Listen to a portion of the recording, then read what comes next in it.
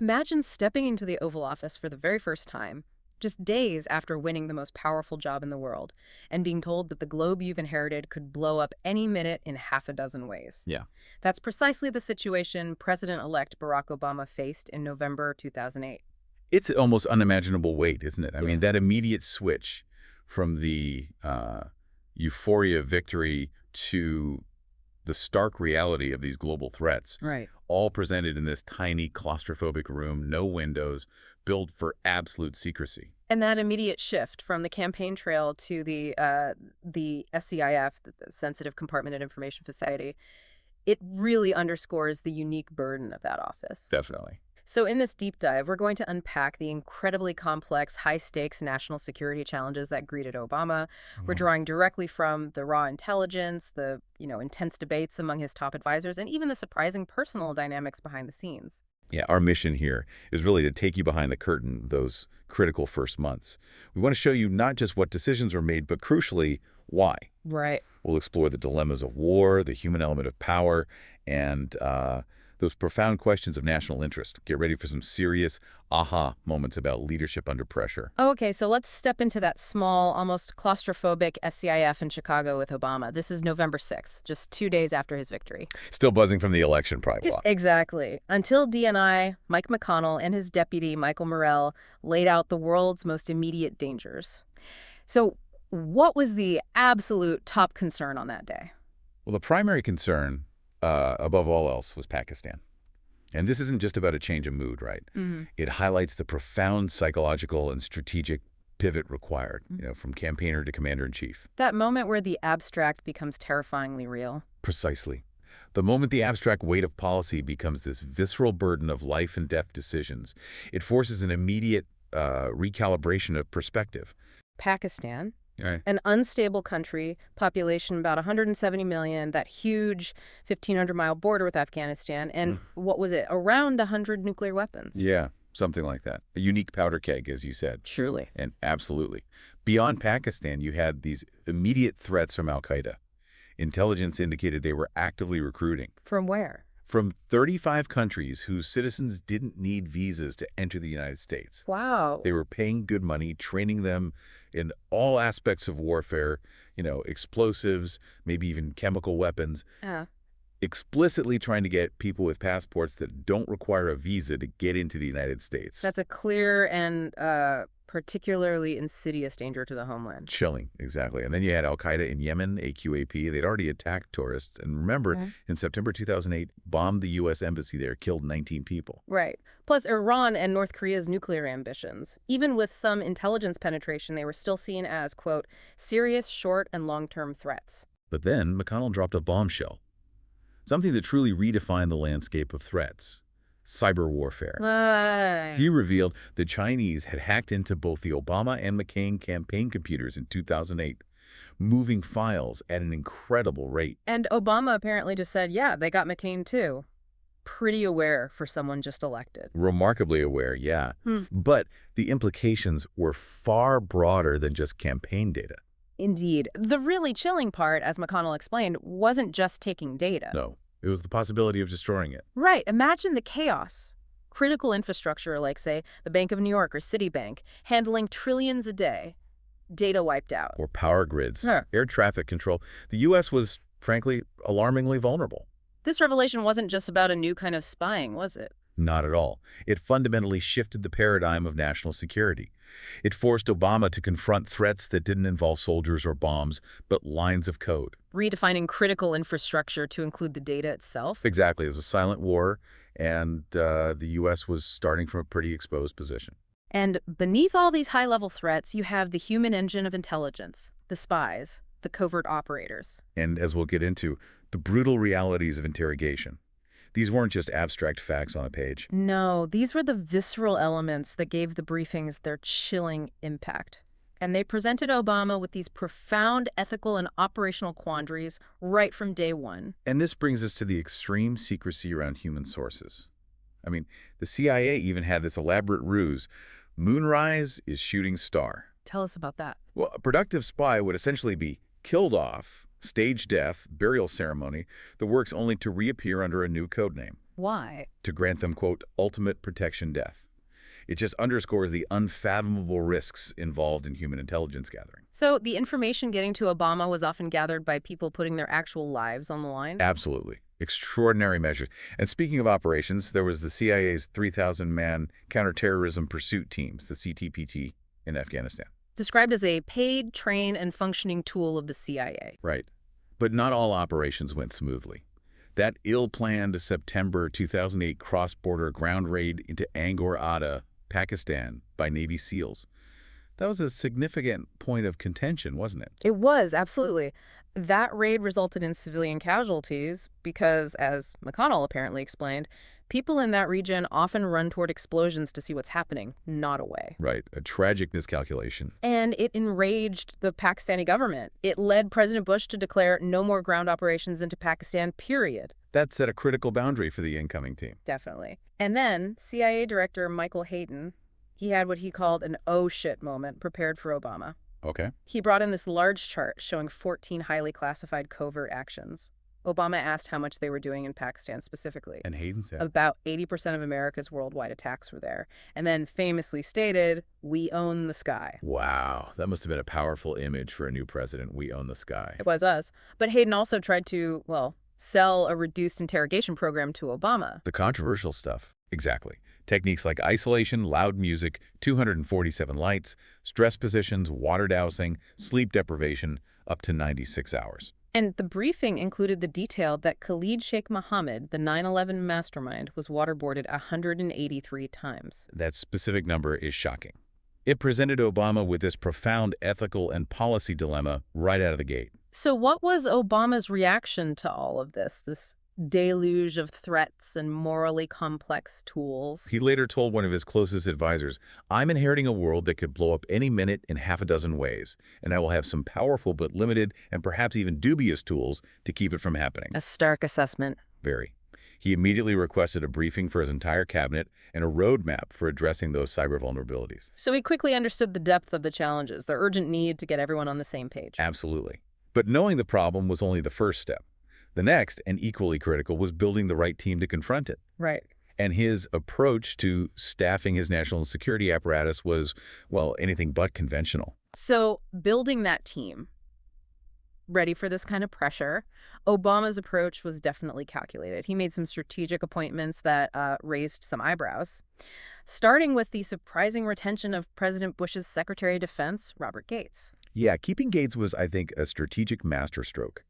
It showed Obama prioritizing pragmatism over pure partisanship. What did Obama see in him? He saw him as hard-headed, clear-eyed, and not interested in grandstanding. A breath of fresh air after Donald Rumsfeld, who was seen as more overbearing. And Gates had his own priorities, right? The MRAPs. Exactly. Gates' laser focus on procuring mine-resistant ambush-protected vehicles, the MRAPs, and also aerial surveillance, ISR. It wasn't just about better gear. What did it signal? It signaled a profound shift away from the Pentagon's traditional big war planning. It was a recognition that the current wars, the ones they were actually fighting, demanded flexible, adaptable tools. So a friction between established doctrine and the reality on the ground. A deep friction, yes. Gates was trying to bypass a bureaucracy he felt was gearing up to fight the wars of 2015 or 2020, while ignoring the wars of 2008. And then the really audacious move, bringing in his former Democratic primary nemesis, Hillary Clinton, as Secretary of State. Yeah. Given their fierce rivalry, that was something. What was the strategic thinking there? Well, Obama's rationale was apparently pretty straightforward. She is smart, and we ought to be able to do something with her. He also admired her resilience. He did. Referencing the Monica Lewinsky scandal, he saw it as a test of character, proof of her resilience. And John Podesta, a key advisor, helped convince her. Oh. By emphasizing her clout and visibility needed to fix a world that, in Podesta's words, Bush messed up. It was a bold move, uniting the party, harnessing a formidable political talent. Okay, next up. Gentleman Jim, James L. Jones, a 6'5" retired Marine general as National Security Advisor. Right. Obama sought him for his credibility, especially in dealing with the Pentagon, and maybe as a counterweight to the military establishment. A contrast to Obama's own style. Very much so. Obama's intellectual, almost unsentimental approach was sometimes compared to Spock from Star Trek, whereas Jones was this established military figure. And Admiral Michael Mullen stayed on as chairman of the Joint Chiefs. Yes, he continued to be a significant influence, partly thanks to an accidental encounter with a reportedly sleep-deprived Obama early on. But it's important to remember his role. Crucial distinction. He was the principal military advisor, but he lacked actual command authority over combat forces. That nuance often created tension within the chain of command. Okay, so the intelligence community that saw its own leadership shuffle. Bush had advised continuity, keep DNI Michael McConnell and CIA Director Michael Hayden. But Obama's team pushed for change. Right, so they brought in Leon Panetta, former congressman, chief of staff, as CIA director, and Dennis Blair, a retired four-star admiral, as DNI. And this, perhaps predictably, led to immediate turf wars. Well, Hayden felt the CIA was suffering from battered child syndrome. After the WMD intelligence failures, the enhanced interrogation fallout. And he wanted to restore morale. And Blair? Blair had a much blunter assessment. He apparently called the CIA fundamentally an organization that's like a really finely trained, not very smart, dangerous animal that needs to be controlled very closely by adults. Ouch, that's direct. Reflects a deeper cultural clash, wouldn't you say, over control and purpose? Absolutely, and that attention really culminated dramatically with Blair's firing. The Christmas Day bomber incident in 2009. Exactly. After that failed attack, a report by John Brennan, Obama's counterterrorism advisor, basically blamed lower-level analysts. Blair strongly disagreed. What did he do? He refused to, spin it. He wouldn't lie to Congress or the public. He apparently confronted Obama directly, asking, "You want me to lie?" How did Obama react? Obama reportedly said, "No, I didn't mean that at all," but the trust was broken. Blair was essentially fired on the spot, leading to a very public, very awkward departure. That sounds incredibly tense. Was this just a one-off, or did it signal a deeper, more persistent clash? I think it definitely reflected a persistent tension. And you also had dynamics behind the scenes, the so-called water bugs. The political inner circle. Rahm Emanuel, Axelrod, McDonough. Right. Emanuel, David Axelrod, Dennis McDonough, Mark Lippert, Tom Donilon, and General Jones, the national security advisor, often felt sidelined, especially by Donilon, who had his own direct line to the president. Jones felt his access was cut off. He did. He described having his access cut off from the president on one trip by these water bugs, leading to what he called whiskey tango foxtrot moments. Military slang for what the? Exactly. And this dynamic was crucial. It meant policy debates weren't just about strategy. They were about who had the president's ear, who could shape the narrative. These internal dynamics, the personalities, the turf wars, they were incredibly important as the administration then dove into its first major strategic review, the Afghanistan-Pakistan strategy. Definitely. It wasn't just about policy papers. It was about trust, influence, personalities, all shaping the decisions that followed. So, the Af-Pak strategy review. An intense, often chilling series of debates, you said. It started even before the inauguration, right? With Vice President-elect Joe Biden's trip. That's right. A bipartisan trip with Senator Lindsey Graham. Yeah. And what they found on the ground really set the stage for the difficult discussions back in Washington. What stood out from that trip? Well, Biden was particularly frustrated with Afghan President Hamid Karzai. Karzai kept publicly denouncing U.S. civilian casualties, even after Biden asked him to raise these issues privately. How did Graham react? Graham apparently got fiery, told Karzai, "You're feeding the enemy," and Biden delivered a pretty stark warning himself. What was that? Something like, "If this is not a war for you, then we won't be sending our warriors." Yeah. A clear message about Afghan commitment. And then the real gut check moment for Biden came when he talked to the troops on the ground. What did he ask them? Just a basic question. What are we trying to do here? And the answers? They were all over the place. A lot of, I don't know. It revealed this deeply disjointed mission, a lack of clarity that really stuck with Biden and informed the big review that followed. It was the Riedel review. Exactly. Bruce Riedel's 60-day strategic assessment for Obama. And it delivered a truly chilling core message. Which was? Pakistan. Again, he called it the most dangerous country in the world today, where every nightmare of the 21st century converges. Terrorism, instability, corruption, nukes. All of it. And he specifically highlighted the Pakistani intelligence agency, the ISI's, direct hand in creating and funding extremist groups like Lashkar-e-Taiba. The group behind the Mumbai attack. Right. An internal Pakistani general even admitted ISI links to the Mumbai planners, though, the official line was that it was rogue. Riedel also used that beehive analogy, didn't he? He did, arguing that drone strikes were just like going after a beehive one bee at a time. They wouldn't destroy the hive itself, the underlying problem. But the starkest part was his three bad things scenario. Yeah, that was grim. Possibility 1, the Taliban's momentum doesn't reverse in Afghanistan. 2, Pakistan's internal situation gets even worse. And 3, a repeat of the Mumbai attacks, potentially leading to a nuclear war between Pakistan and India. And his conclusion? Stark. Victory may take 2 decades. It may not be possible. That level of deep pessimism really underscored the monumental task facing the new administration. So this grim outlook sets the stage for the next phase, General Stanley McChrystal's assessment from June to September 2009. Right. McChrystal, known as a soldier scholar, he was tasked with assessing the situation and figuring out troop needs. What did his team find? They found the military understood relatively little about the Afghan people. There was even this internal memo called Touring Afghanistan by Submarine. What was that about? It highlighted how basic force protection measures like coalition convoys just running local bicyclists off the road were actually losing hearts and minds, alienating the population. A sign that traditional military approaches were maybe counterproductive. Out of sync, at least. A clear sign they were out of sync with the complexities on the ground. And the bad news just kept piling up for McChrystal. What else? His team concluded pretty bluntly, we could run the finest counterinsurgency campaign in world history and still fail because of the weak and corrupt Afghan government. How did McChrystal take that? Apparently, he looked as if he'd been hit by a train. In his final troop request. 40,000 more troops. And it came with a stark warning in his confidential assessment. Which was? That failure to gain the initiative and reverse insurgent momentum in the near term, meaning the next 12 months, risks an outcome where defeating the insurgency is no longer possible by September 2010.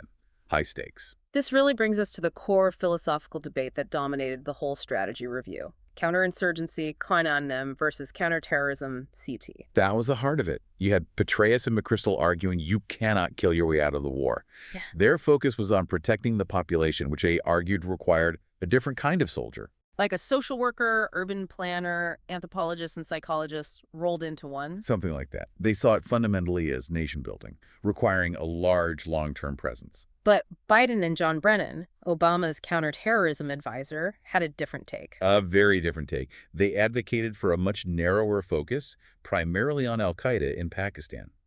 They argued that this expansive coin approach would be way too costly. Biden estimated $1 trillion in 6 to 8 years, and ultimately not in the core U.S. national interest. They pushed the balloon effect argument too, right? Yeah, the idea that if you squeeze terrorists in one place, they just pop up somewhere else. So why try to fix Afghanistan when the main threat was arguably elsewhere? It was a fundamental disagreement about the nature of the fight and the scope of the mission. So this debate over the mission led to fierce arguments about troop numbers and, crucially, the exit dilemma. Absolutely fierce. Biden and General James Cartwright even proposed a kind of middle ground, a 20,000 troop hybrid option, half focused on CT, half on training Afghan forces. How did that go down? Admiral Mullen, the Joint Chiefs chairman, reportedly despised it and actively tried to block it from even being discussed seriously. It shows just how deeply divided the senior leadership was. And you had this clash between the military's perspective on timelines. Right, the military axiom. War does not take place on anyone's schedule. And Obama's growing frustration, he saw these graphs showing troop levels staying high for years and years, this slow rising mountain. And his reaction was blunt. I'm not going to sign on for that. He started demanding a definitive timeline, an exit strategy. It was a clear assertion of civilian control over the long-term military planning. And woven through all of this was the recurring Karzai problem. Always. The Karzai problem and the larger issue of Afghanistan's extraordinarily corrupt government. There was this constant debate, wasn't there? Do you prioritize sending troops first or fixing the governance issues first? Which comes first? Exactly. And how do you even begin to tackle what Obama apparently called Bangladesh-level corruption? Not to single out Bangladesh, but as a benchmark. Right. As a benchmark for that deeply ingrained systemic level of petty corruption, the bakshish, where small bribes are just the cost of doing business. How do you build a stable nation on that kind of foundation? It's a huge strategic dilemma. And you even had turf battles over access to Karzai himself. Indeed. CIA Director Panetta insisted that his Kabul station chief, who, interestingly, had apparently saved Karzai's life years earlier, have direct personal access to Karzai. Despite the ambassador objecting. Despite Ambassador Eikenberry's initial refusal. the CIA ultimately got their way, which just demonstrates the intense jockeying for influence and the unique leverage intelligence assets held in that environment. Okay, so the pressure was immense. All these competing arguments, grim assessments, leading to Obama's final decision, a moment where he really had to assert his command. Yeah, absolutely. After months of this intense debate, these chilling briefings, Obama faced what seemed like an impossible choice. He was clearly in a desperate search for another option beyond the military's unwavering 40,000 troop request. And there was a crucial meeting with the Joint Chiefs where the language started to shift. That's right, a fascinating moment. General Casey noted that, well, maybe fewer troops would be needed if the mission wasn't defined as defeating the Taliban in the classic sense, but rather just to disrupt them. And then Gates introduced degrade. Secretary Gates introduced degrade. This linguistic nuance, this shift from defeat to disrupt to degrade, was actually critical. It allowed them to redefine achievable objectives and find some middle ground. So in the end, what did Obama settle on? He settled on 30,000 additional troops. Significantly, that was the lowest number presented in one of Gates's key options, option 2A, and he declared it a hard cap. He got quite forceful about it. Apparently very forceful. When the military tried to add more enablers support troops, he erupted, "I'm done doing this." He even pointed towards the Pentagon and said something like, "Nothing would make Rahm Emanuel happier than if I said no to the 30,000. So this wasn't just about the number. It was a clear assertion of presidential authority, a signal to the Pentagon that the debate was over. Exactly. And he was just as firm on the exit strategy. The timeline. He insisted on a specific date for beginning the drawdown, July 2011. His mantra became faster in, faster out. And they made sure the key players were on board. Yes. Vice President Biden actually called General Petraeus directly to confirm his support for this timeline. The aim was to prevent any public dissent or misunderstanding of the president's clear intent. And Obama even dictated a term sheet. He did. To really cement the decision and assert civilian control, he personally dictated this detailed multi-page order. He demanded everyone involved literally signs onto it and looks me in the eye and tells me that they're for it. Why so formal? He expressed deep frustration at what he saw as the Pentagon's tendency to keep reopening every question, particularly questioning the withdrawal date. This term sheet was his way of drawing a final, definitive line in the sand. Okay, so the decision is made. Obama announces it in a major speech at West Point, December 1st, 2009. Right. He announces the 30,000 additional troops, and he frames the rationale very carefully. He states, "Our security is at stake because Al-Qaeda is actively planning attacks from their safe haven in Pakistan." He also addressed historical comparisons, didn't he? Yes, very explicitly. He argued why Afghanistan was not Vietnam, pointing to the broad coalition of 41 partners, and why it was not Iraq, reminding everyone that 9/11 was orchestrated from Afghanistan, not Iraq. And he brought in Eisenhower. He did. Yeah. He used Eisenhower's famous quote about the need to balance defense spending with other vital functions of government. He stressed that the U.S. entire national policy can't just be focused on terrorism, that the economy had to be prioritized too.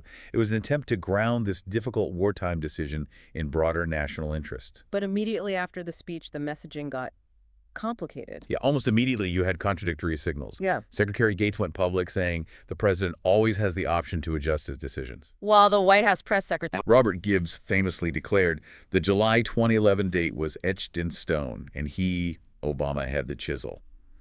Very different messages. How did the military react to the etched-in-stone comment? Well, General Petraeus' private reaction, according to the sources, was just, "Ooh, that's a problem." Ah. It clearly revealed that tension was still simmering right below the surface. You had the military's inherent desire for flexibility clashing with the White House's political need for a clear, firm timeline. And what was the long view among the key players? Were they optimistic? Far from it, really. General Petraeus privately believed something like, "You don't win this war, I think you keep fighting. It's a little bit like Iraq. This is the kind of fight we're in for the rest of our lives and probably our kids' lives." Wow. That's a sobering assessment. Very. And Richard Holbrooke, the special representative for Afghanistan and Pakistan, offered perhaps the most pessimistic view of all. Just, it can't work. So how did Obama himself see his role in all this? His own reflection, apparently, was that his role wasn't necessarily to win or lose in the traditional sense. It was to manage the conflict, prevent mission creep, and exercise extraordinary discipline, because war, as he put it, unleashes so many passions. And the timeline. He believed the July 2011 timeline was crucial because it forced the military to think not in terms of infinite time and infinite resources. He also stated he felt neither intimidated by our military nor am I thinking that they're somehow trying to undermine my role as commander-in-chief. So a president trying to navigate this incredibly complex situation, trying to redefine what success even looks like in an era of these prolonged, messy conflicts. Exactly. Managing rather than necessarily winning. So this deep dive into President Obama's initial national security strategy really reveals this immediate, overwhelming immersion into a world of incredibly complex, interconnected threats. Yeah, everything from terror networks and nuclear proliferation to cyber warfare and the just treacherous political landscape of Afghanistan and Pakistan. And despite all the intense debates, the meticulous focus on troop numbers, the carefully crafted timelines, a fundamental question lingered, didn't it? Echoed by figures like Petraeus and Holbrooke. Absolutely. What truly constitutes victory or even just an exit in these kinds of conflicts, where the enemy is diffuse, your allies might be unreliable, and these deep underlying issues like corruption and unstable governance seem almost intractable. So as you, the listener, reflect on these high-stakes decisions and the human dynamics playing out behind the scenes, maybe consider this. How do leaders balance those seemingly contradictory demands? Military necessity, domestic political realities, long-term national interests, all in a world that's fundamentally unpredictable. And maybe, how do these historical deep dives, looking back at these moments, continue to inform the global challenges we face right now? Especially when the very concept of winning a war often feels just as complex and elusive today as it clearly did in Obama's intense early days.